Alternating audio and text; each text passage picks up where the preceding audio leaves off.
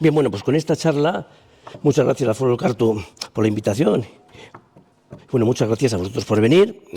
Bueno, es que era un zagatik. Bueno, pues con esta charla finaliza por este breve ciclo de 3 charlas sobre la ley de 1841. Tal y como sabéis, Miquel Izarraga habló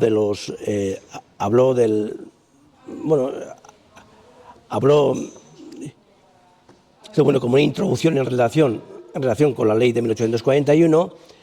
Por otra parte, Roldán habló de la ley de 1841 y su desarrollo en la segunda mitad del siglo XIX, y yo voy a hablar del apoyo de las élites navarras a la ley de 1841 en el siglo XX, bueno, mejor dicho, en la primera mitad del siglo XX, porque entre 1900 y 1950, mejor dicho, entre 1918 y 1937 hubo tres intentos de modificar el marco político institucional de Navarra, y los 3 intentos fracasaron sobre todo por el apoyo de las élites a lo que era el marco 41ista surgido de la ley de 16 de agosto de 1841. Bueno, ¿cuáles fueron esos 3 intentos? El primer intento fue durante la campaña reintegracionista de 1917-1918, por el que los ayuntamientos navarros pidieron la reintegración foral y que se zanjó con un fracaso en la Asamblea de Pamplona de 30 de diciembre de 1918. Asamblea de la que hace 7 años se cumplieron 100 años y aquí no la conmemoró absolutamente nadie, ni el tato. Y era una efemérides que había que haber conmemorado. Y yo creo que el gobierno de entonces lo tenía que haber conmemorado. El segundo intento tuvo lugar durante 1961 y 1932, años en los que se presentaron varios proyectos de estatuto. Si bien solamente se debatió con seriedad el proyecto de estatuto vasco-navarro adecuado al marco constitucional de la Constitución de 1931, porque así lo decidieron los ayuntamientos navarros en enero de 1932. Si bien finalmente, la Asamblea de 19 de junio de 1932, los ayuntamientos navarros se desentendieron del mismo. Se suele hablar del proyecto de estatuto de Estella, de Estatuto Vasco-Navarro de Estella, de 1931. Pero ese proyecto de estatuto no tuvo un debate peculiar, porque no se movió enteramente en una situación de alegalidad, porque no había marco legal, no hubo marco legal en relación con los proyectos estatutarios de Vascongadas y Navarra hasta diciembre del año 1961. Luego ya hablaré más acerca de esto. Y luego el tercer intento del que yo me hice eco hace unos años y que era absolutamente desconocido, fue una propuesta presentada en mayo de 1937 ante el Consejo Foral Administrativo y que solicitaba una reintegración foral de mínimos y que también fracasó. En los tres casos, las élites navarras y los partidos conservadores que estaban detrás de esas élites siempre apostaron por el mantenimiento de la ley de 1841 y por el rechazo de esas 3 iniciativas de modificación. Bueno, voy ahora con la campaña reintegracionista de 1917-1918. Antes de hablar de ella, voy a hablar del reintegracionismo como tal. El reintegracionismo es una corriente de opinión surgida desde la teoría con un folleto que fue publicado y rápidamente secuestrado por las autoridades, que fue publicado por el exsíndico del reino, Ángel Sagaseta de Ilordoz, en 1839. Y que luego fue también defendido en 1843 por un defensor de las posturas de Sagaseta, que se llamaba Francisco Javier de Oscariz, que debatió, entre otros, con Llangós y Miranda, que era el padre de la Resolución de 1841. El reintegracionismo no solo se movió en el ámbito de lo teórico, incluso fue defendido por la vía armada en la sublevación de O'Donnell de octubre de 1841, 2 meses después de la aprobación de la ley de 16 de agosto de 1841. En esa sublevación, por una coalición de carlistas y de liberales moderados, entre los cuales estaba el propio Sagaseta y Ilordoz, pero también estaban liberales moderados muy significados, planteó el reintegracionismo como tal. ¿Qué es el reintegracionismo como tal? Es la recuperación del marco político-institucional previo a la ley de 25 de octubre de 1839 y la restauración de las facultades e instituciones perdidas entonces, con la reivindicación de los parámetros constitucionales de la Constitución Histórica de Navarra, como esencia de los derechos históricos navarros.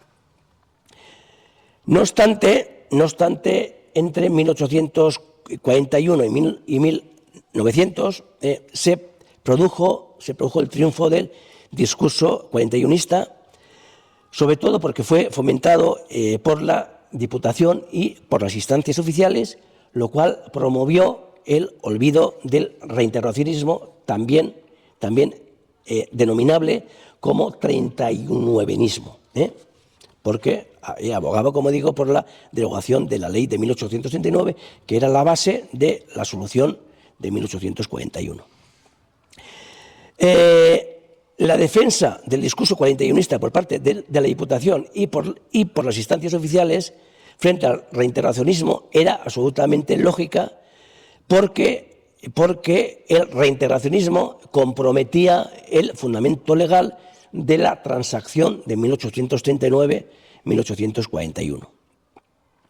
A la vez, mediante la defensa del cuarentaiyunismo, se edificó un fuerismo que identificaba el fuerismo como tal con la solución de 1841, legitimándola no solo por la mención de la imposibilidad de haber recurrido a las Cortes Navarras como agente negociador, sino también en cuanto que se refirió a otras consideraciones prácticas sobre los beneficios de los contenidos conseguidos mediante la nueva foralidad, por medio de 2 argumentos primordiales. El primero, el de que la Diputación negociadora de la ley de 16 de agosto de 1841 era una autoridad legítima. El segundo, que esa ley de 16 de agosto de 1841 había sido una ley paccionada. Estos argumentos fueron esgrimidos por diversos autores como Fulgencio Barrera, Pablo Ilarregui o José Alonso. La victoria del cuarentaiyunismo coincidió obviamente con el asentamiento del régimen foral surgido de la ley de 1841 y fue favorecido por la posibilidad de interpretaciones dispares de la misma, pero sobre todo por la escasa fortaleza de los gobiernos españoles del periodo 1845-1860 y por el empleo de la foralidad cuarentaiyunista como baza para contrarrestar su utilización por parte de los carlistas, lo cual, a fin de cuentas, fomentó un cierto aumento del marco competencial de la Diputación Provincial de Navarra en el contexto de diversos conflictos que hubo lugar en materias fiscales en cuanto a la desamortización de bienes comunales y también de propios y de designación de funcionarios y maestros. Con todo, entre 1841 y 1872 se advierte la existencia de una sensibilidad de temor a perder lo conseguido, como la expresada por varios autores como Tomás Jaén, Francisco Javier Bazangoñi, Cayo Escudero o Juan Yanguas Iracheta. La prueba definitiva del éxito del discurso cuarentayunista la encontramos en el hecho de que quizás por miedo a suscitar una reacción adversa, los planteamientos reintegracionistas y el nombre de Sagaseta y Lourdes no se mencionaron en absoluto durante la gamazada, que fue el movimiento de protesta que hubo en 1893-1894, suscitado por las intenciones del ministro de Hacienda Gamazo de implantar en Navarra contribuciones ya existentes en las provincias del régimen común o que se iban a crear de nuevo. El foralismo que se reivindicó durante la gamazada se limitó al del estatus cuarentayunista, no habiendo ni las protestas ni las exposiciones dirigidas desde los pueblos, ni a las consignas de los motivos de los motines que hubo, que traslucirían un cierto foralismo popular, huellas de reintegracionismo alguno. Lo cual también tuvo que ver con un proceso de difuminación del reintegracionismo a lo largo de aquellas décadas, por varios motivos. Primeramente, el secuestro del folleto de Sagaseta y Lourdes, que motivó la práctica desaparición de su circulación entre los sectores navarros, lo cual está demostrado por la escasa existencia de ejemplares del mismo en bibliotecas, sean públicas o sean privadas, y porque las reediciones de dicha obra, como la de Madrid de 1869, apenas se conservan. Asimismo, aunque en las décadas de 1870 a 1880 se publicó íntegramente el folleto de Sagaseta en algunas publicaciones, ello no facilitó la circulación de sus ideas en extenso en cuanto que eran perseguidas. Por otra parte, la resurrección de un cierto reintegracionismo doctrinal tuvo lugar en el contexto del sexenio democrático, pero por parte de algunos autores carlistas como Ochoa de Zabalegui, pero ya contaminando la reivindicación reintegracionista con la defensa de la religión y en contra de la revolución. De forma llamativa también, no hay ninguna huella de Sagaseta de Lourdes en Serafín Olave, y a pesar de que Olave habló de que la solución cuarentayunista se debía de haber hecho por medio de otros agentes más representativos. Y, por su parte, personalidades relevantes de los éuskaros, como Herminio de Oloriz o Arturo Campión, recogieron en ocasiones las ideas de Sagaseta y Lourdes sobre la ilegalidad del proceso de modificación de fueros, pero no defendieron, por los posibles riesgos a los que se podían haber enfrentado, el reintegracionismo como tal. A partir de 1910, el reintegracionismo se vio fuertemente fortalecido con la expansión del nacionalismo vasco en Navarra.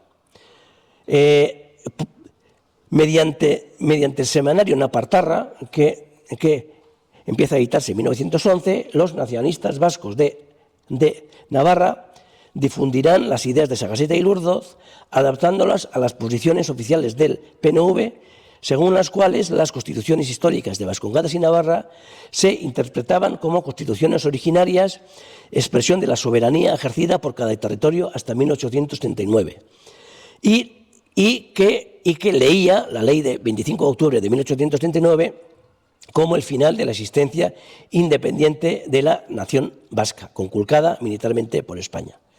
Esta concepción soberanista de los fueros se separaba abiertamente de la de los carlistas, que daba prioridad a la monarquía absolutista de sus pretendientes, si bien reconociendo los fueros de cada región, pero con una soberanía superior en manos del rey carlista.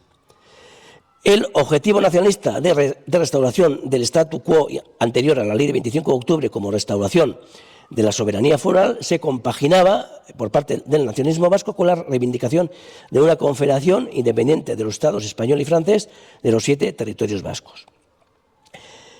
Hay que decir que la mejor elaboración teórica del reintegracionismo en una versión moderna surge con un folleto de noviembre de 1918 editado por varios nacionalistas vascos de Navarra que no se identifican y que hablan sobre la reintegración foral, y que es un folleto que se titula A los navarros. Bueno, pues en este folleto se habla del significado de la reintegración foral, del regreso al estatus anterior a 1839 y a la recuperación, pero una cosa muy importante, no de las instituciones en su forma tradicional, tal y como reivindicaban los carlistas, sino adecuadas a la modernidad. Y hablaban del derecho de Navarra a su facultad de regirse y a gobernarse como ella quiere gobernarse y regirse. Porque la cuestión es que sea Navarra y que sea como ella quiera. También se rechazaba que la reintegración foral equivaliera a separatismo. La resurrección de ese reintegracionismo fortalecido por el nacionalismo vasco se verá más vigorizado, si cabe, por la circunstancia del apoyo de los carlistas más foralistas y más historicistas a la campaña reintegracionista de 1918. ¿Por qué? Por una motivación estratégica. Porque justamente entonces los carlistas habían perdido la mayoría en la Diputación. Y porque temían dejar al nacionalismo que entonces estaba en Navarra en un momento ciertamente expansivo, el monopolio de la reivindicación reintegracionista. En la línea editorial historicista y reintegracionista de los carlistas y del pensamiento navarro, influyó muchísimo la figura de su director durante aquellos años, Jesús Etayo Zalduendo, que dirigió el pensamiento navarro desde mayo de 1917 hasta noviembre del 2020. Jesús Etayo Zalduendo fue un personaje que desde el carlismo derivó sin abandonar el carlismo hacia posturas muy cercanas al nacionalismo vasco, tal y como demuestran los numerosísimos artículos de prensa que publicó en La Voz de Navarra, el periódico del nacionalismo, desde 1923 hasta 1934, y que son los mejores artículos que hay de prensa de defensa del reintegracionismo desde una perspectiva histórica y también teórica. Bien, el movimiento reintegracionista cobró un primer impulso en enero de 1918. El día 2 de ese mes, el Ayuntamiento de Pamplona acordó apoyar una moción de la minoría nacionalista en el sentido de pedir a las Cortes Españolas la reintegración foral, lo que fue apoyado por personalidades carlistas como Gamino Martínez, el conde de Rodezno, etcétera, y también por diversos ayuntamientos navarros. En un segundo momento, paralelamente al impulso al movimiento autonomista en Cataluña y en Vascongadas, a partir de noviembre de 1918, se activó con mucha mayor intensidad todavía en Navarra el debate reintegracionista. La petición el 3 de noviembre de 1918 en el Congreso de los Diputados por parte de los diputados del PNV, el navarro Manuel de Aranzadi entre ellos, de derogación de la ley de 1839, generó una cierta polémica sobre la legitimidad de los nacionalistas para solicitar aquello en nombre de Navarra. No obstante, la solicitud se trasladó inmediatamente a las instituciones navarras por el apoyo que le concedieron los carlistas. De hecho, el Ayuntamiento de Pamplona acordó el 20 de noviembre de 1918 suscribir una solicitud de la mayoría tradicionalista en la que se pedía la derogación de 1839 para reclamar la más amplia autonomía para Navarra. Y también se invitaba a los ayuntamientos navarros a adherirse al acuerdo y a que después se elevara el acuerdo a la Diputación. Esto tuvo un éxito inapelable. 216 de los 269 ayuntamientos navarros se sumaron a la demanda del Ayuntamiento de Pamplona y ayuntamientos navarros de toda la geografía navarra. Finalmente, ante este empuje, el 16 de diciembre, la Diputación acordó convocar para el 30 de diciembre de 1918 una asamblea conformada por los diputados en Cortes, por los miembros del Consejo Administrativo de Navarra y por representantes de los ayuntamientos de Navarra, representados estos por uno o dos vocales de los mismos, a fin de dilucidar si debía de pedir la Diputación a los poderes públicos la derogación de la ley de 25 de octubre de 1839, una vez considerada esta por la Asamblea en su aspecto social, político, económico y jurídico. Finalmente esta Asamblea de 30 de diciembre de 1918 hizo que la campaña reintegracionista descarrilara, porque fue aprobada por aclamación una propuesta de 25 personalidades, 17 liberales, pero también entre ellas 8 carlistas, estas últimas del sector menos fuerista de su formación.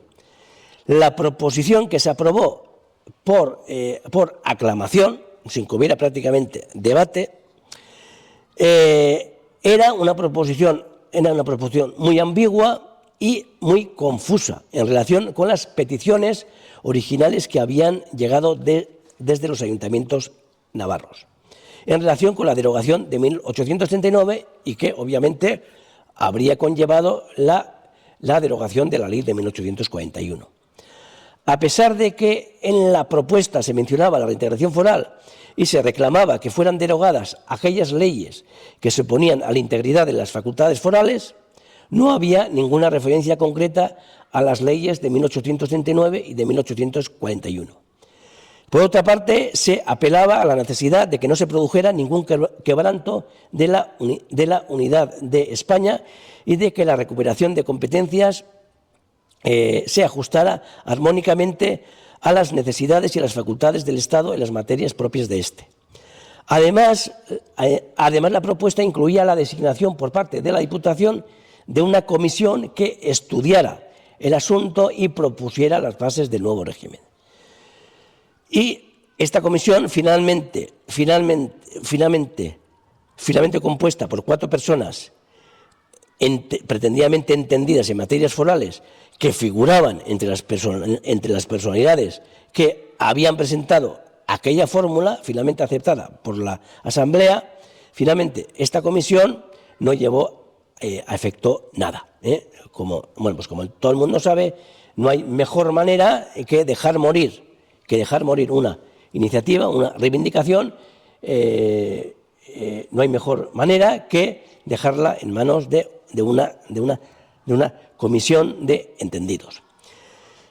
Bueno, pues esta propuesta no desembocó en nada específico y además supuso, por su carácter ambiguo, un cierto vaciamiento de la cuestión y del mismo concepto de reintegracionismo.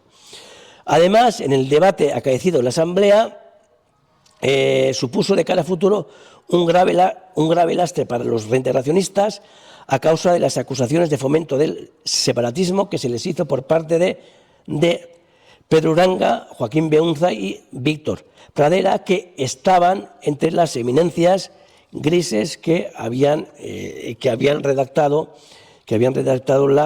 la propuesta que se presentó a la Asamblea.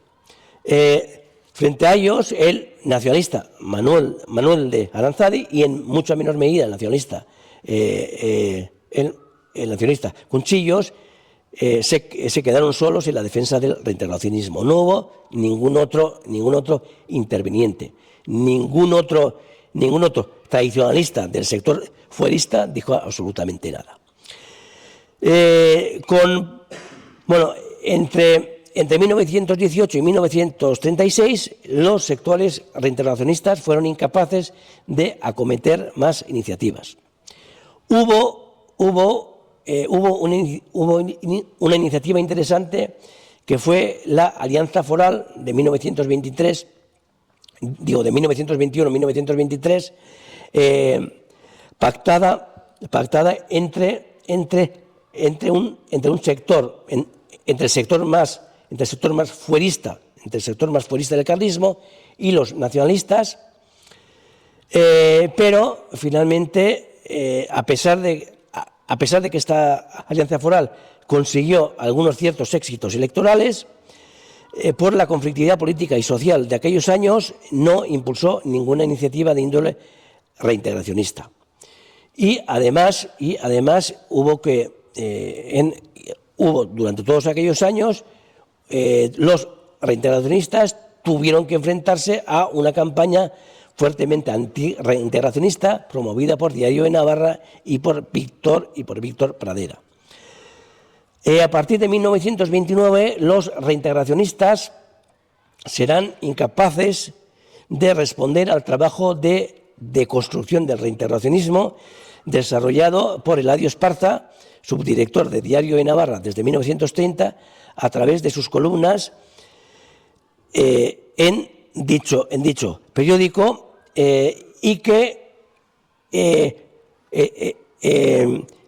de construcción del reintegracionismo que llevó a cabo en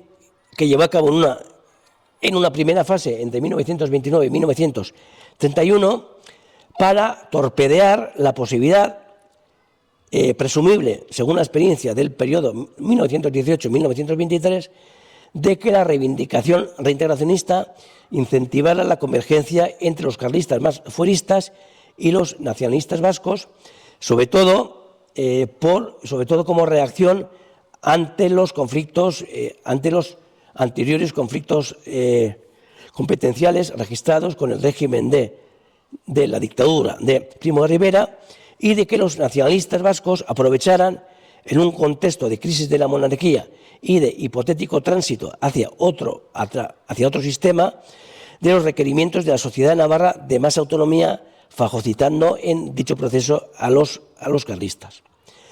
Esta labor de Esparza de construcción del reintegracionismo prosiguió en los años siguientes, con sus críticas a los diversos proyectos de estatuto en 1931 y 1932, e incluso en los años posteriores, y con sus tesis, que luego fueron asumidas por toda la derecha navarrista, sobre la primacía del pacto foral sobre cualquier marco estatutario surgido de la Constitución republicana. Durante la Segunda República, los nacionalistas apostarán plenamente por la vía estatutaria, se olvidarán de la reintegración foral, afirmando que por la vía estatutaria se llegaba a los mismos fines, y los carlistas más autonomistas, como por ejemplo Joaquín Beunza, adoptarán también ese mismo enfoque de subsunción del reintegracionismo mediante la vía estatutaria. Pero se enfrentarán con el rechazo de la dirección de carlismo y con las severas críticas del diario de Navarra, y sobre todo de Eladio de Eladio Esparza, subdirector de dicho periódico. Bueno, pasando ya al debate estatutario de 1931-1932. Cuando se habla de debate estatutario de 1931-1932, hay una cierta tendencia a privilegiar el Estatuto de Estella. El Estatuto de Estella. Pero, bajo mi punto de vista, ese es un error, porque fue solamente uno de los diversos proyectos de estatuto que se barajaron entre 1961 y 1962 y además fue un proyecto de estatuto que no podía llevar a ningún sitio por falta de cobertura legal. Por lo tanto, en el debate estatutario de 1932 hay que diferenciar dos etapas. Una desarrollada entre mayo y octubre de 1931 y que, como digo, no llevará a ningún sitio por falta de cobertura legal.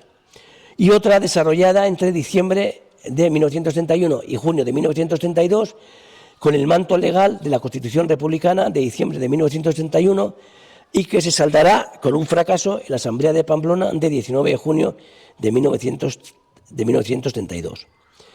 No voy a extenderme mucho sobre el debate estatutario de 1931. Discurrió sobre dos cauces.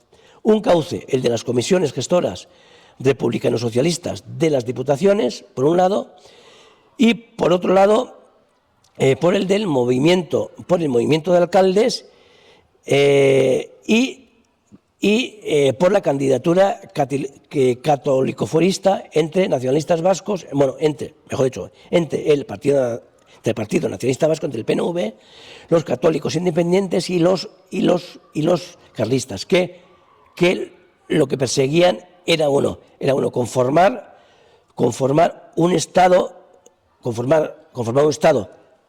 vasco-navarro católico, separado del marco legal republicano.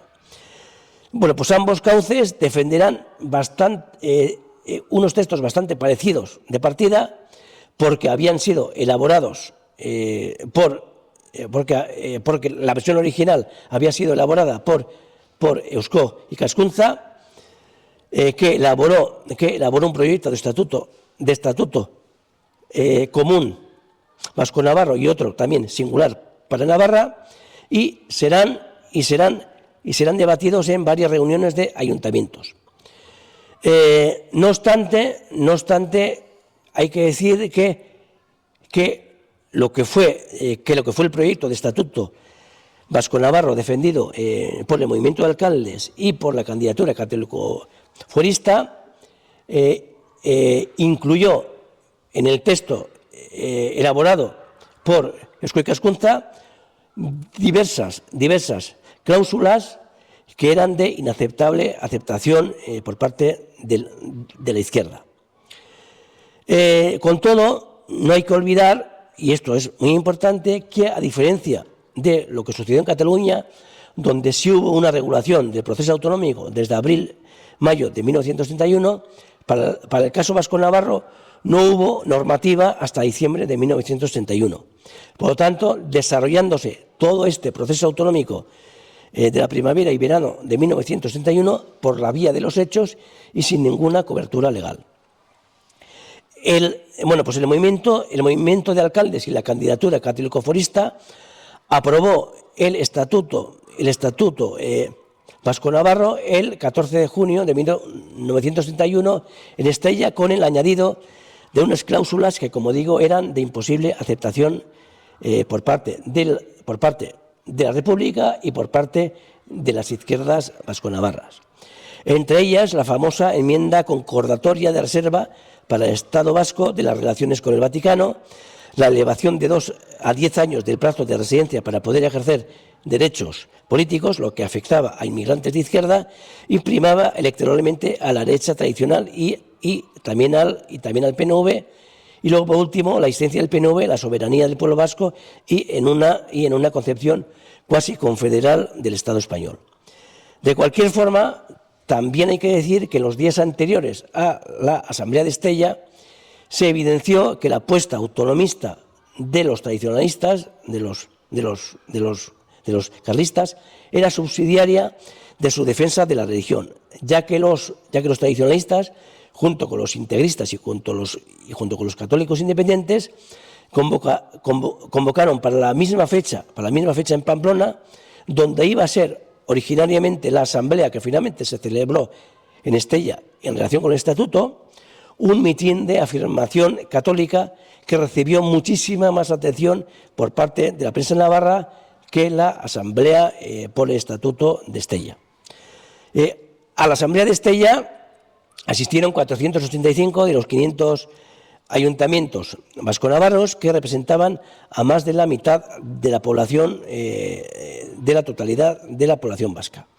No obstante, faltaron los representantes de las 4 capitales y de muchísimos municipios industriales importantes de Vizcaya y de Guipúzcoa, así como de los de La Rioja, Alavesa y de los de la Ribera de Navarra, la mayoría de ellos controlados por la izquierda. Por otra parte, el cauce estatutario seguido en la primavera y verano de 1971 por parte de las comisiones gestoras de las diputaciones hará que se debata el proyecto, un proyecto de estatuto vasco-navarro y un proyecto singular para Navarra, así como una constitución política interior para Navarra, en varias asambleas de ayuntamientos comarcales y finalmente en una asamblea celebrada en Pamplona el 10 de agosto de 1931, como digo. Pero en esta asamblea los ayuntamientos controlados por la derecha antirrepublicana consiguieron incorporar una enmienda con una cláusula que reservaba al Estado vasco las relaciones con el Vaticano. De cualquier forma, todo lo hecho hasta entonces no sirvió para nada. El 27 de agosto, Indalecio Prieto anunció el rechazo de las izquierdas vascas al Estatuto de Estella y la animadversión al mismo creció porque los debates sobre los artículos de la Constitución sobre la estructura del Estado que se dieron en septiembre, los diputados católico-fueristas, es decir, del PNV, del tradicionalismo y de los católicos independientes, defendieron aquel con su cláusula concordatoria con el Vaticano. Con lo cual, el viaje de 22 de septiembre de 420 alcaldes a Madrid para entregar oficialmente el Estatuto de Estella al presidente del Gobierno, Alcalá Zamora, no sirvió absolutamente para nada, porque, entre otras cosas, legalmente también omitía el paso obligado del referéndum. Por otra parte, la entrega de ese Estatuto de Estella al presidente del Gobierno ocurrió en el peor momento, cuando toda la opinión republicana no veía en ese Estatuto de Estella sino una maniobra ferozmente antirrepublicana por la vinculación entre autonomía vasca y cuestión religiosa, y porque en aquel verano hubo muchísimas tensiones entre las izquierdas y los católicos fueristas, llegando a su máxima expresión mediante incidentes en la calle y mediante finalmente la suspensión de Diario Navarra, El Pensamiento Navarro y de algunos otros periódicos. A mediados de octubre, los diputados de la minoría católico-forista llegaron a retirarse de las Cortes por el tratamiento que la Constitución en elaboración daba a la religión. El debate estatutario de 1932 surge porque en diciembre de 1931 se reactiva el proceso por la aceptación por parte del PNV de la Constitución republicana y por el apoyo a la elección del presidente del Gobierno.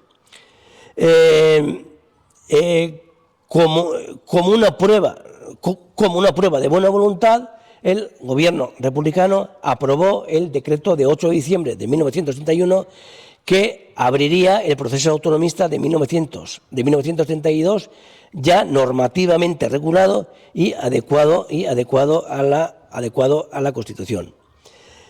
Con todo, esa aceptación del marco constitucional republicano provocó en el curso de los meses que tanto el carlismo como la derecha antirrepublicana se distanciaran del proyecto de estatuto vasco-navarro aprobado, como veremos, en las asambleas municipales de finales de enero de 1932, registradas en cada provincia vasco-navarra. Ese decreto concedía el papel director del proceso a las comisiones gestoras de las diputaciones de Álava, Vizcaya, Guipúzcoa y Navarra, cuyas propuestas estatutarias deberían de ser aprobadas por los ayuntamientos de las respectivas provincias para que, reunidos en asamblea, resuelvan si proponían un solo estatuto común para las 4 provincias o un estatuto singular para cada una de ellas. El artículo tercero decía que si las 4 asambleas a las que se refiere el artículo anterior, si las 4 asambleas estuvieran conformes en la confección de un estatuto único, las comisiones gestoras redactarían el proyecto de estatuto vasco-navarro por medio de una comisión. Y que si no se llegara a esa conformidad, cada comisión gestora procedería a redactar un proyecto de estatuto singular para cada provincia. Por otra parte, el artículo 4 señalaba que el proyecto de estatuto único, si por él se hubiera optado, se sometería al examen de una asamblea general de los ayuntamientos de las cuatro provincias.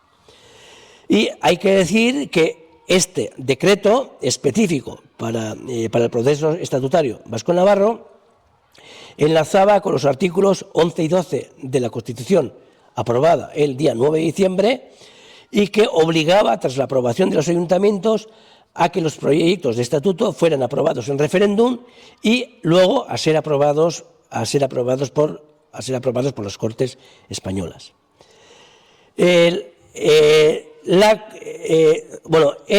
En la Asamblea de Ayuntamientos Navarros de enero de 1932, de los 267 ayuntamientos navarros, asistieron 229, de los que 160 se posicionaron por el Estatuto Único, 36 por el Estatuto Navarro, 21 por ningún estatuto y 12 se abstuvieron. En total, 423 de los 549 ayuntamientos vasco-navarros votaron por el Estatuto Común Vasco-Navarro, representando el 90% de la población. No obstante, en esa misma asamblea se aprobó una proposición del radical socialista Emilio Azarola, alcalde de Donezcebe Sant Esteban, según la cual el porcentaje de 2/3 del censo electoral que debía de aplicarse en la definitiva asamblea de ayuntamientos y en referéndum, en el marco de la región autónoma de Constitución, se exigía también a los resultados del referéndum y de la asamblea, pero referidos al marco exclusivo de Navarra, lo cual y eso finalmente se aceptó, y la aceptación de esa propuesta sería clave en la asamblea posterior del 19 de junio. Pues como los ayuntamientos de las 4 provincias aprobaron el proyecto de Estatuto Vasco-Navarro, entonces las comisiones gestoras de las 4 diputaciones encargaron la elaboración de ese proyecto de estatuto a una comisión plural formada por 4 republicanos, 3 socialistas, un nacionalista, un tradicionalista y un católico independiente. 3 eran de Vizcaya, 3 eran de Guipúzcoa, 3 eran de Navarra, entre ellos el republicano Rufino García Larrache, el católico independiente Rafael Aizpún Santa Fe y el socialista Salvador Goñi Urriza. Y también había un alavés. 4 de ellos, los republicanos García Larrache y Madariaga, el penovista Basterrechea y el socialista Armentia, serían los redactores finales del texto. Mientras tanto, la comisión la comunión tradicionalista, o sea, pues el partido de los carlistas, se negó a aceptar esas reglas del juego, y aunque en principio dijo que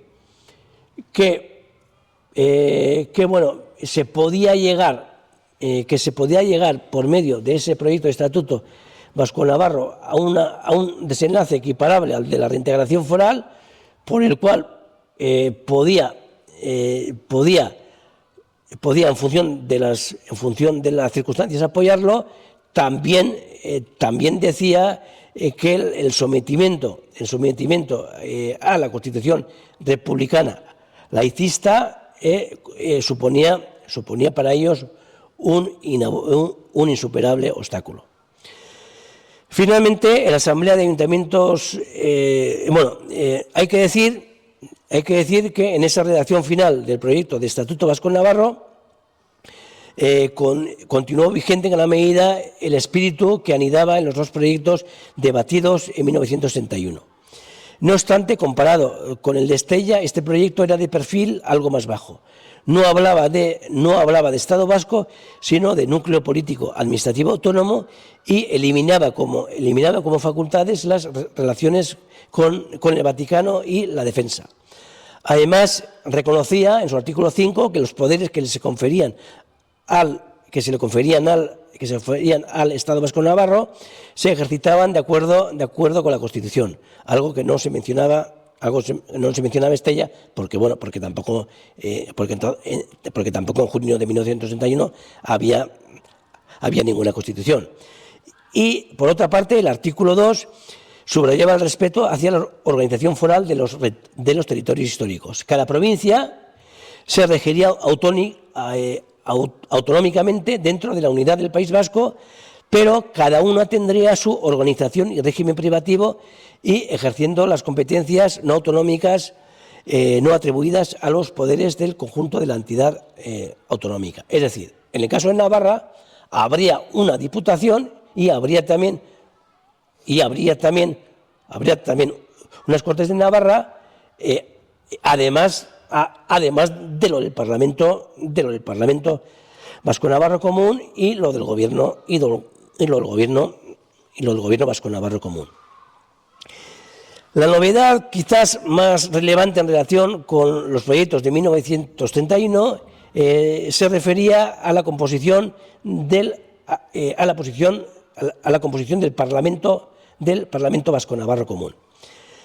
Si anteriormente en los proyectos de estatutos vasco-navarros de 1931 se hablaba de una representación paritaria de las 4 provincias, ahora se decía que el Parlamento General, del que no se decía de cuántos miembros se iba a componer, estaría integrado, por un lado, por representantes elegidos por sufragio universal, directo y secreto, y régimen proporcional, designados la mitad por los electores de Álava, Guipúzcoa, Navarra y Vizcaya, en número igual por cada una, y, por otra parte, la otra mitad mediante el sistema de lista y cociente por todo el electorado del País Vasco-Navarro, constituido en colegio único.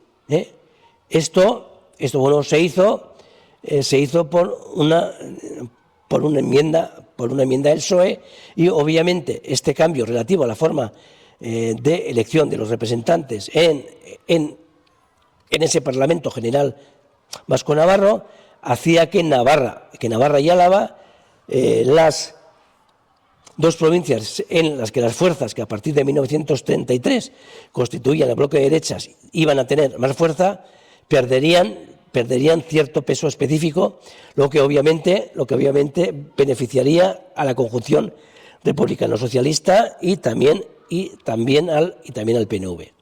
No obstante, en lo que se llamaba el Consejo Permanente, que era pues una especie como de gobierno vasco-navarro, que tendría su sede en Vitoria, la presencia de las provincias se basaba en parámetros de exquisita igualdad. Los ocho consejeros serían elegidos por el presidente, elegidos a su vez por mayoría absoluta del Parlamento, seleccionando 2 representantes parlamentarios de cada una de las listas de 5 candidatos que le presentara por separado cada una de las 4 provincias. En lo que se refería al idioma, a pesar de que tanto el euskera como el castellano se declaraban cooficiales, se declaraba oficial al euskera tanto ante la administración como en la educación en las zonas vascoparlantes. Bueno, pues en cuanto a las posturas de los partidos nacionalistas, PNV y Acción Nacionalista Vasca, apoyaron totalmente el proyecto de Estatuto Vasco-Navarro, y respecto a la comunión tradicionalista, el partido de los carlistas, hay que decir que no participó en la elaboración del proyecto de estatuto por no someterse a la legislación republicana, y aunque en 2 ocasiones lo apoyó como mal menor, como veremos, muchos de los ayuntamientos navarros controlados por el carlismo finalmente votaron en contra en la Asamblea de Pamplona del 19 de junio de 1932. La derecha conservadora de Diego de Navarra estuvo radicalmente en contra, criticando a aquellos carlistas, como por ejemplo Joaquín Beunza, y aquellos católicos independientes, como por ejemplo Rafael Aizpún Santa Fe y como Miguel Gortari Herrea, que apoyaban el Estatuto Vasco-Navarro también como mal común frente a la República. Por su parte, las formaciones políticas republicanas tuvieron también diversos puntos de vista. Hay que decir que los republicanos y socialistas que apoyaron el proyecto de Estatuto Vasco-Navarro tenían en su mente que era la única vía para conseguir una republicanización de Navarra. Y de hecho, hay que decir que si el proyecto de Estatuto Vasco-Navarro se hubiera aprobado, no habría habido conspiración civil-militar que llevó a la guerra civil tras el golpe de Estado de julio de 1936. Como digo, ese posicionamiento de republicanos insignes, como por ejemplo el socialista Constantino Salinas y los republicanos David Jaime y Rufino García Larrache, que estuvieron en la primera comisión gestora de la Diputación de Navarra, que impulsaron a tope el Estatuto Vasco-Navarro, obedecía, como digo, a esa estrategia de republicanización de Navarra. Mientras la Acción Republicana, el Partido de Acción Republicana de Ansó Jaime y de García Larrache apoyó, como digo, fuertemente el proyecto de Estatuto Vasco-Navarro, los demás partidos republicanos no fueron favorables. El Partido Republicano Radical tuvo discrepancias y el Partido Republicano Radical Socialista se declaró en contra, si bien incluso en este había también sectores proautonomistas.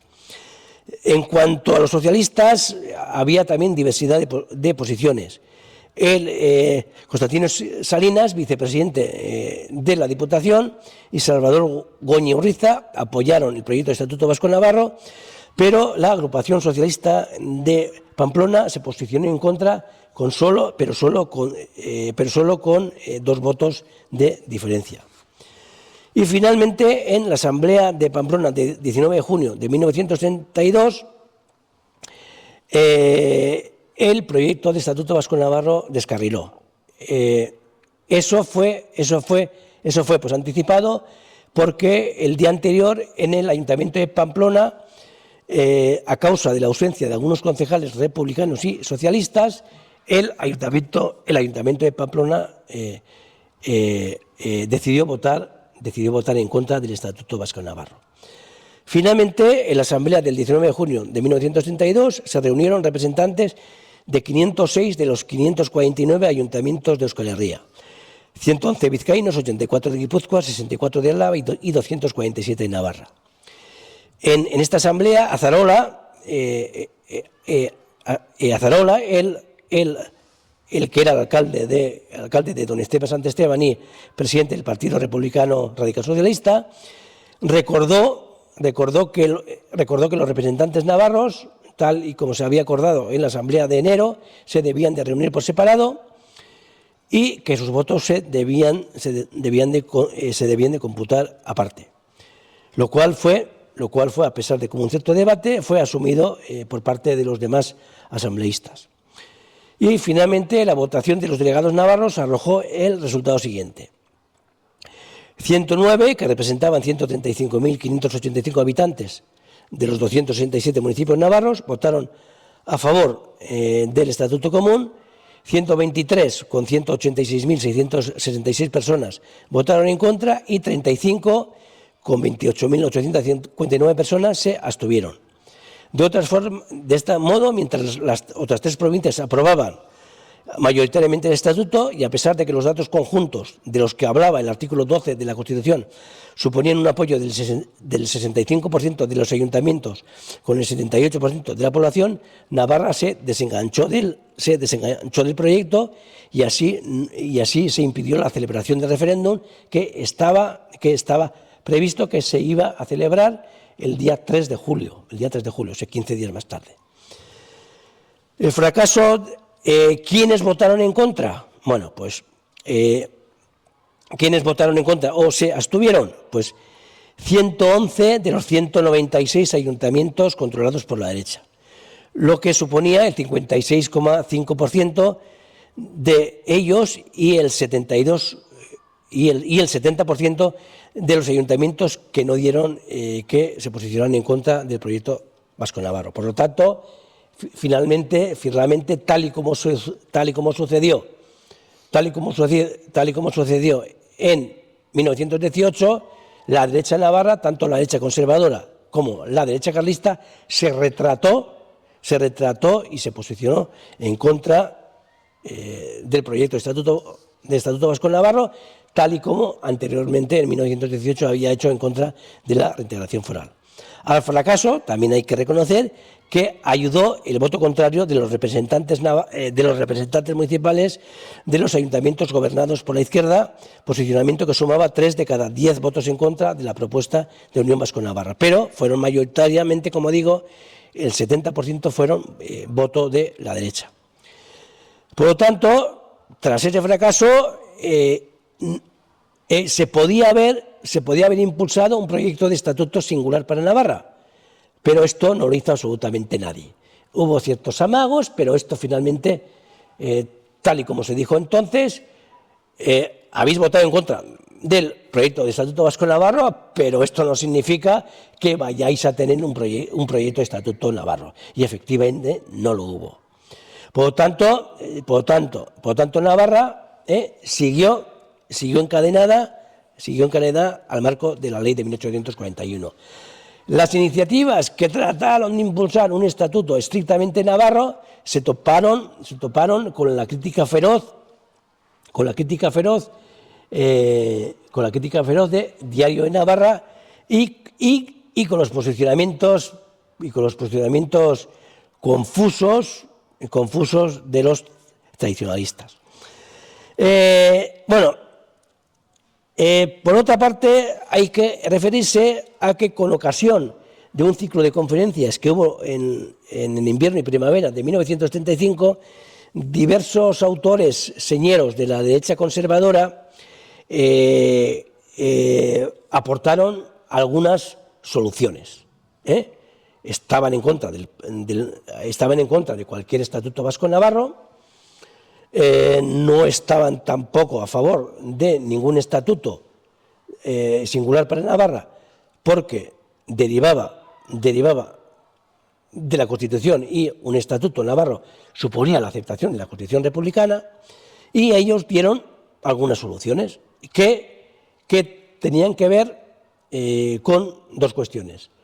El blindaje constitucional de la ley de 1841, es decir, que se introdujera en la Constitución republicana una cláusula de blindaje de la ley de 1841 y luego a partir de ella una solución que ellos denominaban mejoramiento del fuero, que era incremento de las facultades de Navarra de la ley de 1841 en las materias que les interesaba estrictamente a la derecha navarra.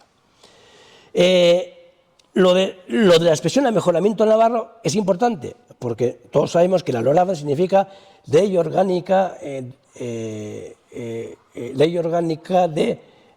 Reintegración y Amejoramiento del Régimen Foral de Navarra. La palabra mejoramiento está, pero la palabra mejoramiento no tenía ninguna tradición jurídica. Surge por medio de estos autores de la derecha conservadora navarra. Bueno, había una tradición del siglo XIV con el amejoramiento del fuero del rey Felipe, Felipe III, o cuál era, pero eso no tenía nada que ver. La expresión amejoramiento, que está bueno, en letras de molde, la LORAFNA, es una expresión que no tenía ninguna tradición. Así como de reintegración se había hablado desde un siglo antes, de amejoramiento se empieza a hablar ahora, en 1935. Y luego tampoco se hablará mucho. Bueno, pues uno de esos autores fue Javier Arbizu, que había dirigido pues un periódico del pueblo navarro. Había sido secretario de la Caja de Ahorros de Navarra, había sido alcalde de Pamplona entre febrero de 1930 y abril de 1931, y en 1935-1936 era miembro de Renovación Española, que era el partido de los monárquicos alfonsinos. Es un partido que estaba metido de hoz y de coz en contra de la República, participando en conspiraciones, etcétera, etcétera. Arbizu dijo que había que poner término a las constantes transgresiones del régimen foral por parte del Estado mediante la incorporación en la Constitución, que según ellos en la Constitución de 1831, que según ellos se iba a revisar próximamente, porque estamos en el bienio radical cedista, entre noviembre de 1933 y febrero de 1936, la República está regida por la derecha, por el Partido Republicano Radical, que era un partido republicano de derechas, y por la CEDA, que era un partido de derechas. Ellos decían que la Constitución de 1931 se iba a revisar, lo que finalmente no se dio. Pero ellos decían que en ese proceso de revisión había que blindar la ley de 1841. Y planteaba que se podía plantear no una reintegración foral, Arbizu estaba radicalmente en contra de eso, sino una autonomía plena solamente en el orden administrativo, pero sin ninguna autonomía en el plano político.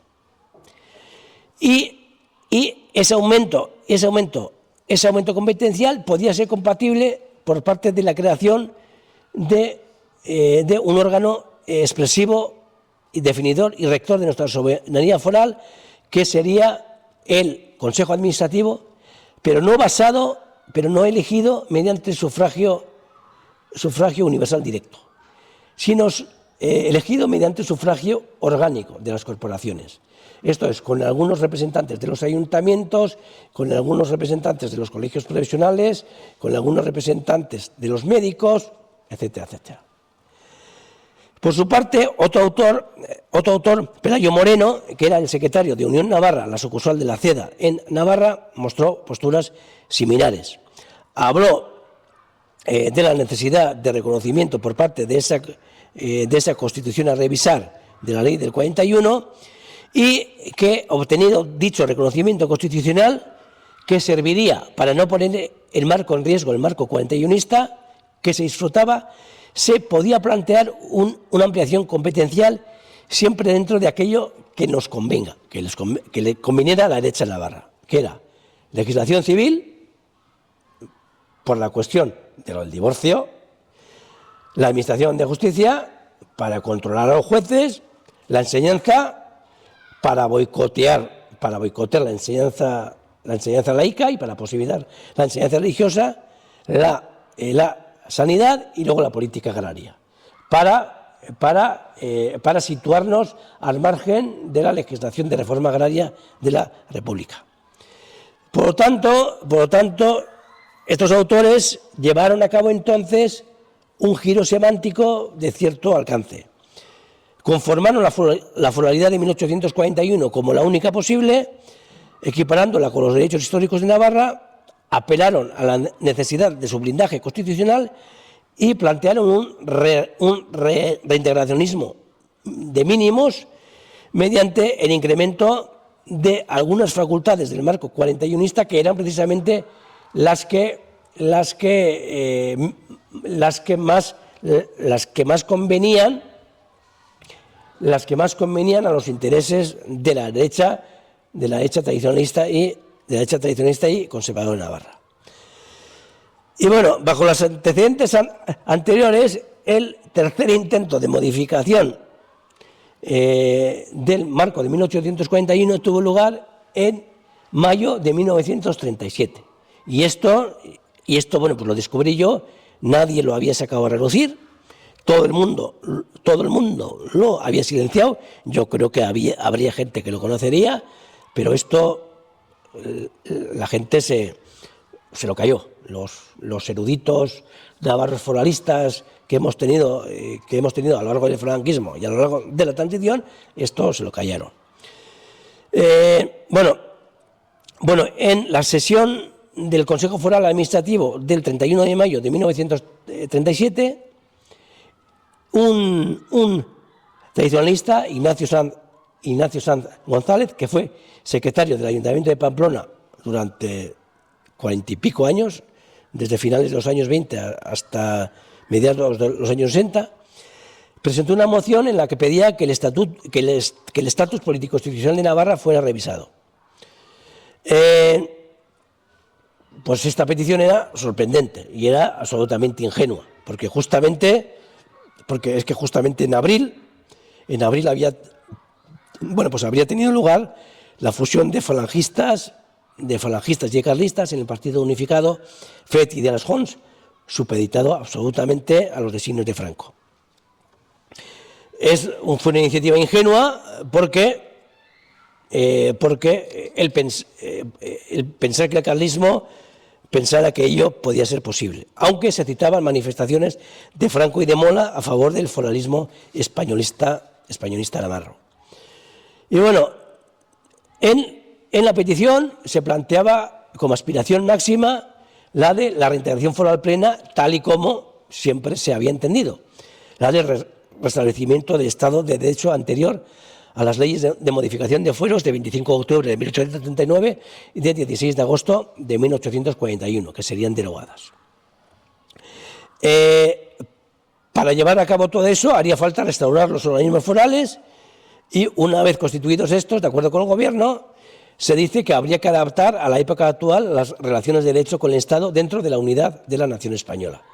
De cualquier forma, los peticionarios asumían la imposibilidad de esa aspiración máxima y planteaban un plan B, una de ampliación de las facultades autonómicas de Navarra, un amejoramiento del marco de 1841 en el que se planteaba que Navarra asumiera unas ciertas competencias que tenían que ver sobre todo de tipo administrativo y de derecho civil foral y sobre educación, montes, sector agrario, transportes, instituciones de ahorro y crediticias. Aprovechamientos hidráulicos, legislación laboral y social, corporaciones sociales, económicas y profesionales de todas clases. Obviamente lo que interesaba a la derecha navarra para por si las moscas, generar un marco completamente diferenciado en esas materias de lo que legislara el Estado si las cosas en el Estado fueran hipotéticamente cambiar.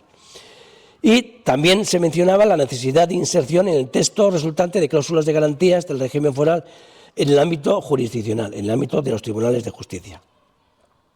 Por lo tanto, tras la apelación a la reintegración foral plena, a la apelación retórica a esa reintegración foral plena, lo que se pedía en el fondo era un reintegralismo menor mediante el incremento competencial de las facultades del marco 41ista. No obstante, este intento no llegaría a nada. Fue boicoteado porque fue filtrado por la prensa, por Diario de Navarra, Y, por si acaso, la Diputación de Navarra, el 7 de agosto, se apartó de la cuestión, con lo que la cuestión se diluyó. Para mayor abundamiento, el 11 de agosto de 1937, Pedro Sainz Rodríguez, jefe nacional del Partido Unificado FET i Asjons, declaró en una entrevista a Diario de Navarra, lo cual no era para nada inocente, que las reivindicaciones de Navarra de las que se ha hablado en estos días en algunos periódicos no habían sido más que una tempestad en un vaso de agua nacida de una mala información, ya que de partida la Diputación no había hecho petición de ninguna clase, calificando el asunto de una cuestión individual de un particular y de cualquier forma había que rechazarla porque no casaba con el programa tradicionalista.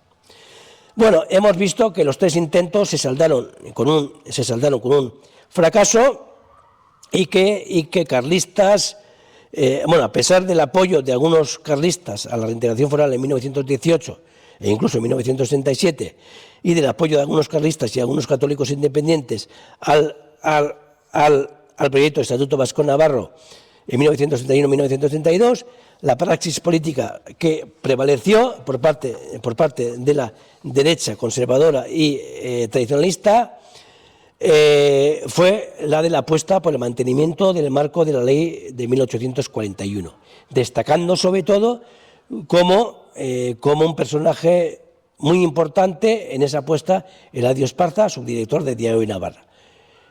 Próximamente, seguramente para mayo-junio, voy a sacar un libro que tiene como título la ideología identitaria de los vencedores.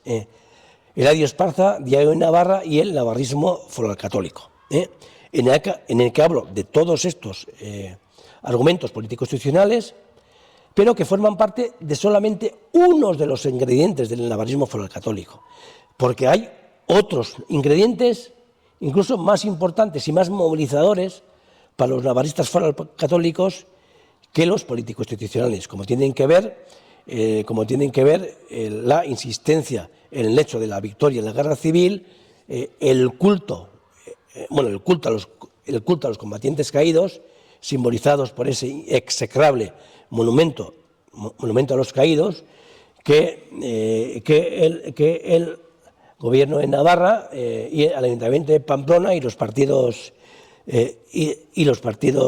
PSN, EH Bildu y Geroa Bai se empeñan en mantener con una resignificación que no va a ir a ningún lado, porque resignificar eso es imposible y porque además jurídicamente es muy difícil que lleven a cabo ese proyecto. Por lo tanto, apuesta de las derechas por el marco del 41. ¿Y por qué esa apuesta de las derechas por el marco del 51? Bueno, el Estatuto Común Vasco-Navarro, en su última versión, podía ser vista como peligrosa para los partidos derechistas navarros porque podía posibilitar un control del Parlamento Común Vasco-Navarro por parte del nacionalismo vasco y de la izquierda republicano-socialista. Ahora bien, con todo, incluso en esa situación, sería francamente dudoso que las derechas navarras, con el fuerte peso electoral que tenían en Navarra, con el 70% de los votantes, pudieran haber sido desalojadas del poder provincial navarro, del organismo legislativo provincial, que se debía de conformar, y de la misma Diputación Foral. Hay que recordar que la Constitución Política Interior para Navarra, que se debía de aprobar, hablaba de un poder legislativo para Navarra también, además del Parlamento Común Vasco-Navarro, compuesta por representantes elegidos por las 6 merindades, y la de Pamplona se dividía en 2, capital y resto, por sufragio universal a razón de un diputado por cada 5.000 habitantes, que se renovarían cada 4 años. Y también se mencionaba como poder ejecutivo una diputación compuesta por 7 miembros elegidos por dichos miembros y con responsabilidades sectoriales. La derecha navarra, con el 70% del electorado, sería mayoritaria en esas Cortes Navarras y en esa diputación. También también las derechas navarras habrían dominado el poder provincial en el caso de que hubieran apostado por un estatuto singular para Navarra, lo cual no hicieron. Entonces, ese empeño por la ley del 41, ¿a qué se debía? Obviamente, apostar por un estatuto estrictamente navarro adecuado a la Constitución implicaba la construcción de una entidad autonómica, teniendo que asumir retos como la asunción de más competencias en comparación con las vigentes desde 1841, conformar una administración propia en muchas parcelas nuevas y desarrollar elementos novedosos como el del bilingüismo en educación, lo cual, por lo visto, no era del agrado de la derecha conservadora y tradicionalista navarra. Pero el motivo más poderoso sería que el marco más ventajoso para esas derechas era la manera en que la Diputación de siempre, de 7 miembros, surgida de la ley del 41, gestionaba el poder provincial. Dicha ley daba a la Diputación ciertas competencias, reemplazando al Estado en diversos ramos de la Administración. Y, sobre todo, la Diputación controlaba férreamente la recaudación de los impuestos y la gestión de los ayuntamientos. La Diputación estaba constituida por 7 diputados forales, dos de las merindades de Pamplona y de Estella, 2 de cada una de ellas, y 1 de las restantes. Y si nos fijamos en un marco comparativo, estos 7 diputados navarros concentraban en pocas manos mucho más poder que en ninguna otra provincia española, porque en las demás provincias había un mínimo de 25 diputados. E incluso en las provincias que tenían 150.000 habitantes se agregaba 1 por cada 10.000 hasta llegar a los 300.000 habitantes. Por ejemplo, en la provincia de Valencia, la Diputación Provincial tenía 50 miembros. Y aquí 7 diputados controlaban todo. Ya hubo críticas como la del Lorenzo Oroz, vicepresidente de la Diputación entre 1919 y 1923 y diputado foral varias veces antes, que subrayó que la Diputación Navarra concentraba el poder en pocas manos y que además, mientras en las diputaciones de régimen común las diputaciones funcionaban en régimen de comisión, aquí la Diputación de Navarra funcionaba permanentemente en sesiones de los 7 miembros, sin que hubiera comisiones. A ello se suma la falta de cualquier instancia que controlara el poder por parte de los diputados forales, fuera del examen puramente formal y secreto de los actos de diputados salientes por parte de los entrantes.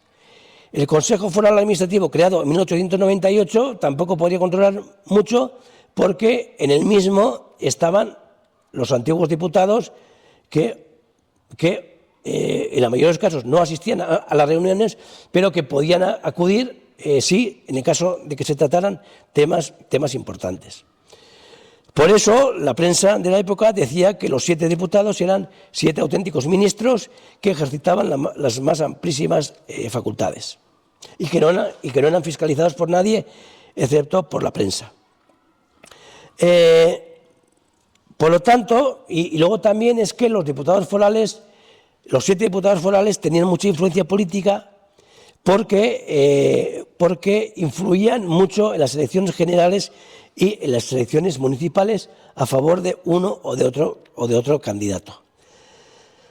Además, también había mucha imbricación entre los diputados forales y diputados a Cortes. Hasta 1923, 26 personas fueron diputados forales y luego diputados a Cortes, y muchos otros tuvieron parientes con algunos de esos 2 tipos de cargo. Además, los diputados forales eran auténticos reyezuelos sobre el distrito por el que habían sido elegidos. Y aunque el cargo de diputado foral no estaba remunerado, es indudable que acarreaba muchos beneficios para sus titulares, porque en varios casos varias personas repitieron el cargo en varias ocasiones y en varios casos se detecta la existencia de varias sagas familiares. Por lo tanto, la ley del 41, de 1841, permitía a las derechas navarras un fácil acceso y sin contestación ni control parlamentario serio de ningún tipo al disfrute del poder provincial dentro del ámbito competencial delimitado por aquella ley. Aunque también hubieran resultado triunfantes en el marco del Estatuto Navarro, de un estatuto singular para Navarra, este Estatuto Navarro habría establecido la sujeción del Poder Ejecutivo de la Diputación a un Poder Legislativo de control y habría obligado a una mucha mayor transparencia. La guinda de las apetencias de la derecha navarra, el marco 41ista, con la ampliación de competencias para escapar de la legislación republicana en materia educativa, de derecho civil, de reforma agraria, etcétera, etcétera, planteada, como hemos visto por algunos de sus representantes en 1935, habría sido para ellos la solución óptima.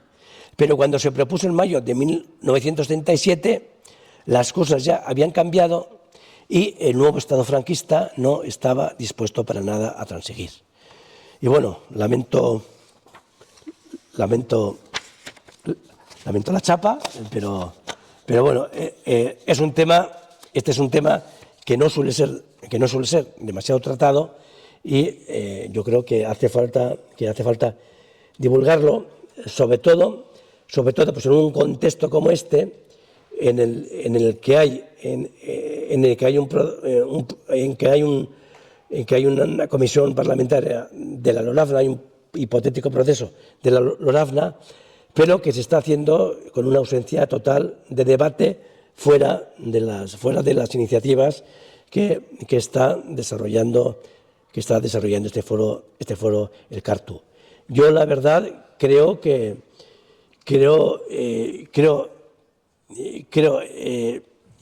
esta ausencia total de debate, nadie está publicando en ningún artículo, nadie está proponiendo ninguna iniciativa al alcance, cuando algunos partidos tienen desde hace muchísimos años propuestas, iniciativas serias y fundamentadas, nadie está haciendo absolutamente nada. Uno, la verdad, teme que todo esto en relación con ese hipotético proceso de reforma de la LOLAFNA finalmente se zanje con una especie como de resignificación de la LOLAFNA, tal y como se ha hecho con lo del monumento a los caídos, que no se entre en modificar absolutamente nada y que las cosas sigan como están, con un lavado de cara muy superficial, pero sin que se produzca, sin que se incorpore ninguna alteración. Y bueno, no sé yo si tenéis alguna pregunta. Y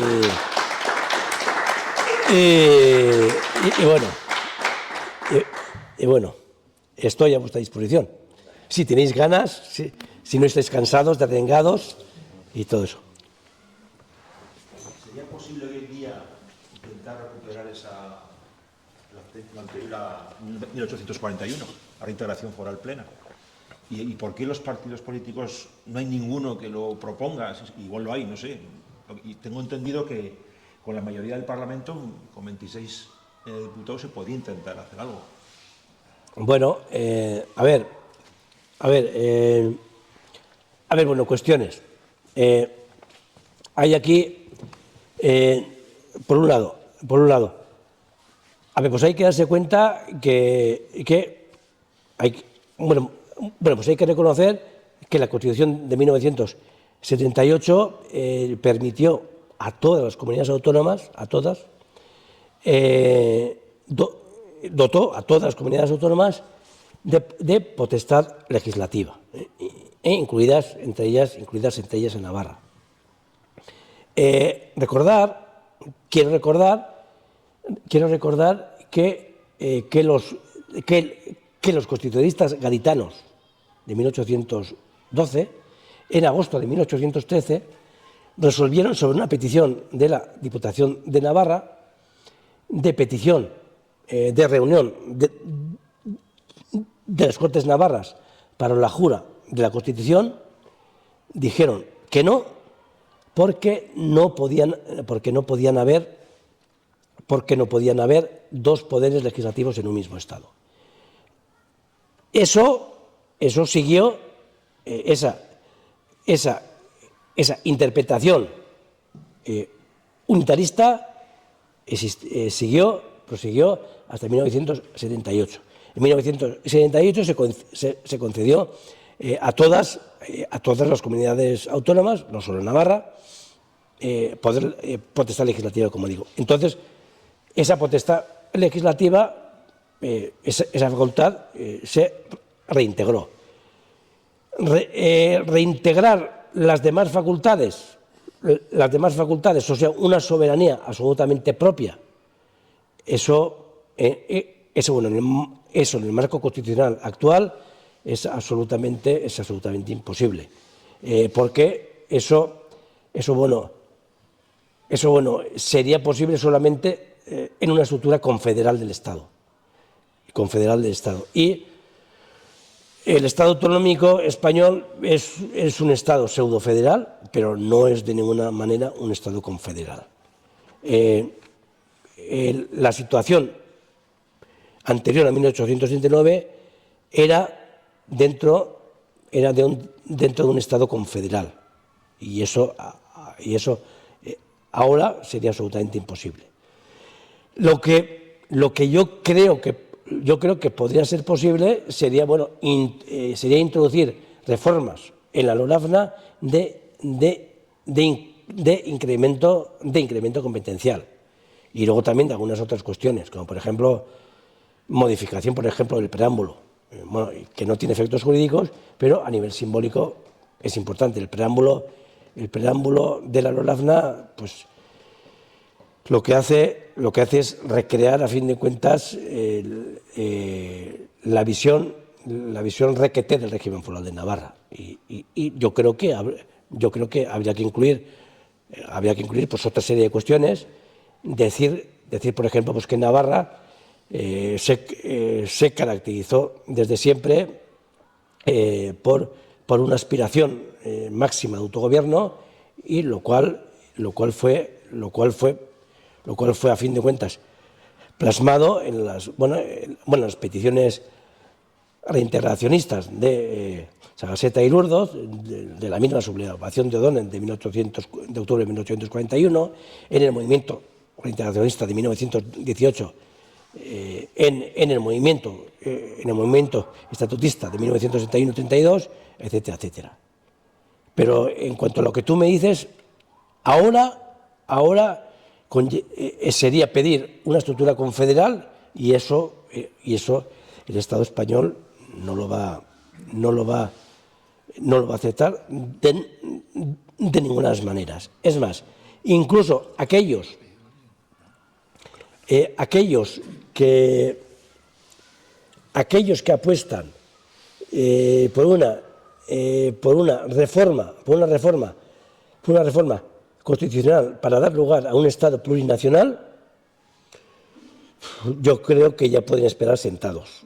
Ni el PSOE ni las izquierdas estatales están por la labor de proceder a una reforma constitucional en el plano territorial, y mucho menos de aceptar la plurinacionalidad. De hecho, por ejemplo, pues acordaros que Podemos, cuando empezó Podemos, hablaba alegremente de la plurinacionalidad de Estado. ¿Habéis visto que en todos estos años Podemos haya elaborado un documento serio en relación con cómo llevar a cabo una reforma constitucional tendente a conseguir un Estado plurinacional? No. Y a ver, y como digo Podemos, ningún otro partido, el PSOE se queda en lo de la reforma federal, pero siempre se queda en ese anuncio que va a hacer en el futuro, pero nunca lo hace.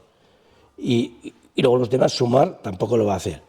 Los partidos catalanes van a su aire, van a su aire. La vía de los derechos históricos, que está la misma, LORAFNA, ¿se puede recurrir a ella para conseguir un incremento competencial? Pues tal vez sí. Los partidos que gobiernan Navarra están dispuestos a ello. Yo no veo ni la prensa ni en los discursos oficiales, no veo absolutamente ninguna intención en relación con ello. A lo mejor vosotros sí, pero yo no. Un poco en relación a esto que estás diciendo de los derechos históricos, en el título tercero de la LORAFNA pone que la firma de la presente ley orgánica no implica renuncia a cualquiera de otros derechos originarios e históricos que pudieran corresponder a Navarra. Eso, en principio, los derechos históricos originarios de Navarra, claro, habría que definir cuáles son.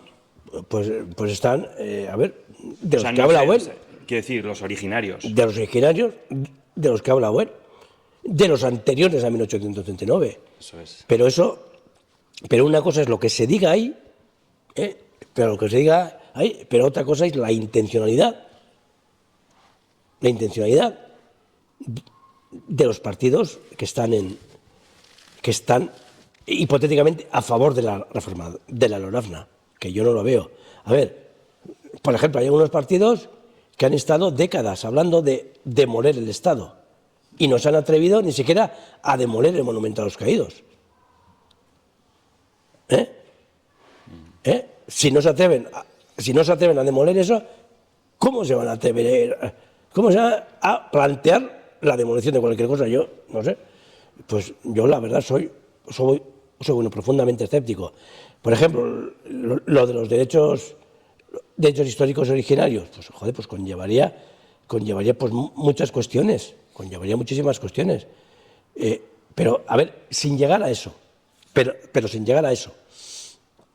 Por ejemplo, creo que el documento propositivo a nivel político-constitucional más desarrollado de las últimas décadas fue la propuesta político-constitucional de Nafarroa del año 2007, que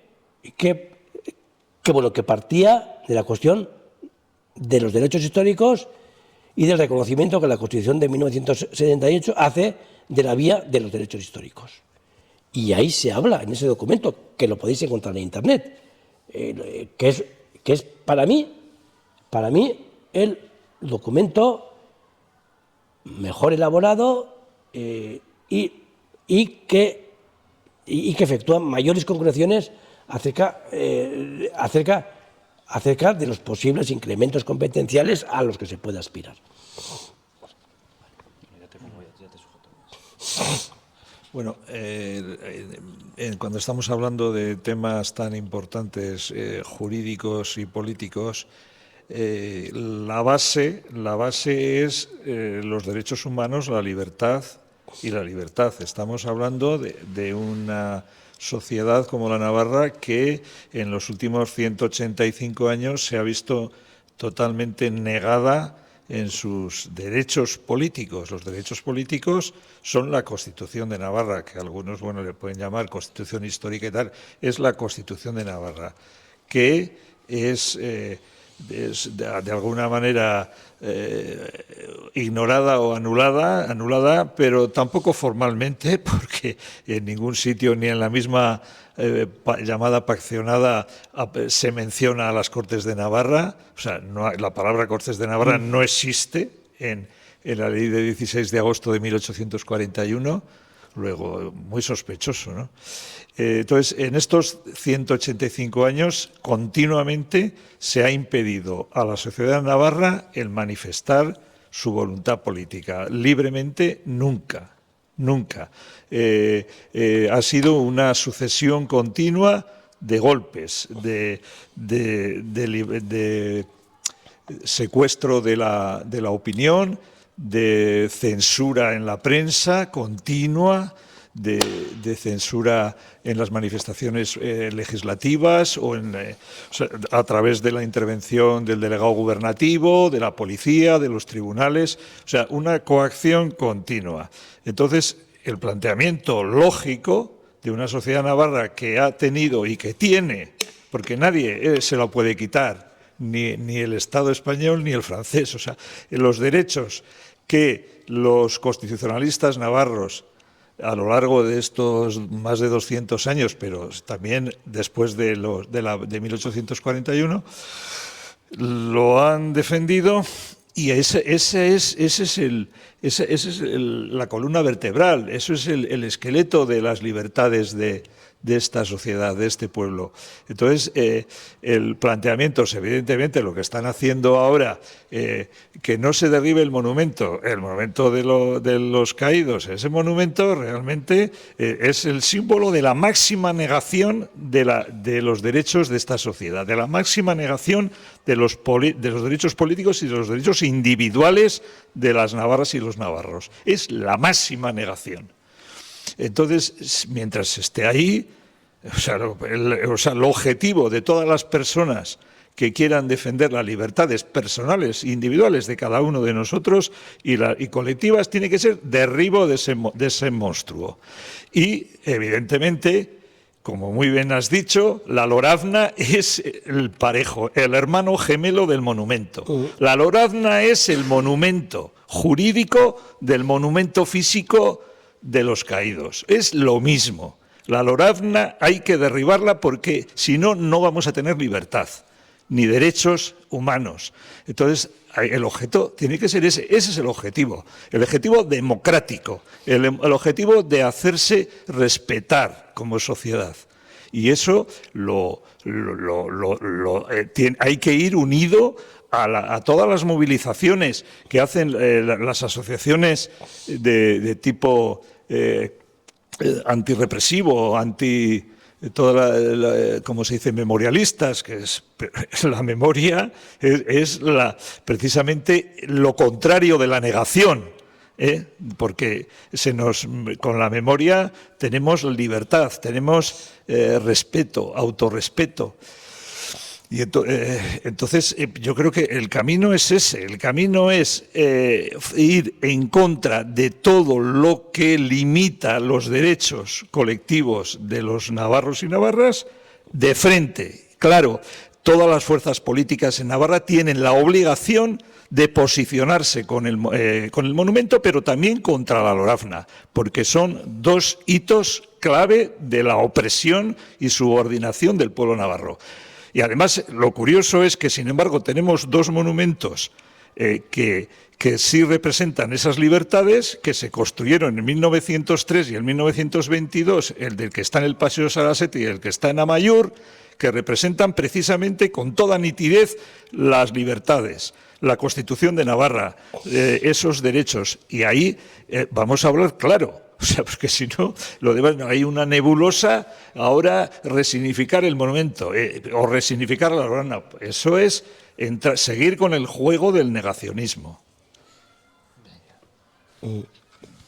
Sí, no, enteramente. Yo es que la verdad, en serio, me temo, porque es que a mí lo que me preocupa es que llevamos ya, con lo del asunto de la reforma de la lorazna, llevamos ya un par de años o tres, pero es que yo no leo absolutamente nada en la prensa. Hay, van algunos